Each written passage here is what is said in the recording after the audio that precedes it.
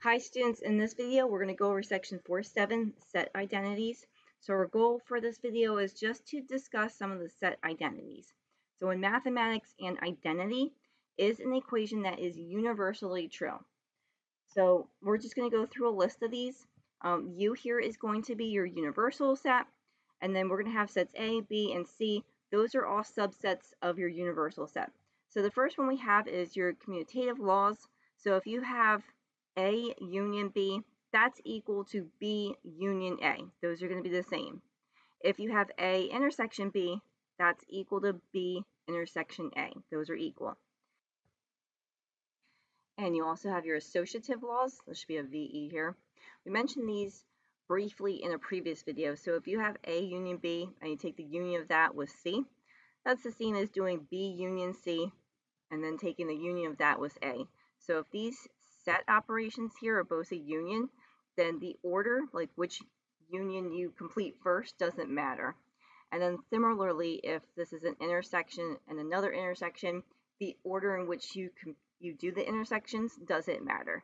So if you do intersection A and B first and then intersect that with C, that's the same as B intersection C, taking that set, intersecting it with A. The order is not going to matter as long as those operations, they're either all unions or they're all intersections. Then you also have your distributive laws. So if you have A union with B intersection C, that's equal to A union B intersected with A union C. And if you have A intersected with B union C, that's the same as A intersected with B union with A intersection C. Identity laws, so if you have A and A union empty set, that's just A. If you have A intersection the universal set, that's just A. You also have complement laws, so if you have A union with A complement, that's your universal set. If you have A intersection A complement, that's the empty set. You have a double complement law, so if you have A complement complement, that's just A. You also have your idempotent laws, so if you have A union A, that's A intersection A, that's A. And then universal bound laws, A union universal set is the universal set, A intersection empty set is the empty set. And then you also have De Morgan's laws for sets. So if you have this A union B and then take the complement of it, that's going to be equal to the complement of A intersected with the complement of B.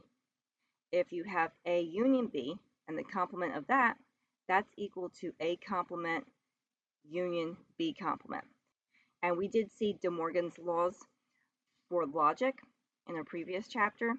So if you had the negation of P or Q, that was equivalent to not P and not Q. So it's similar to this first one. And for the second one, if you had the negation of P and Q, that was equivalent to not P or not Q. So you can see the similarities. So you have De Morgan's laws for logic, De Morgan's laws for sets. Then you also have your absorption laws. So if you have A union with A intersection B, that's just A.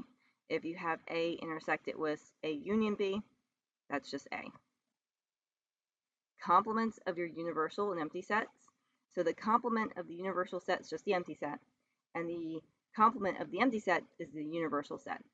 And then we also have a set difference law. So we went over this in a previous section, the difference between sets A and B. This is also equal to, or you could rewrite it as, A intersection B complement. I have no homework for this section. Just go over the laws, be familiar with them, see how they mirror the laws that we went over for logic when we did the chapter on symbolic logic, and notice how they are related to your laws that we use in algebra too.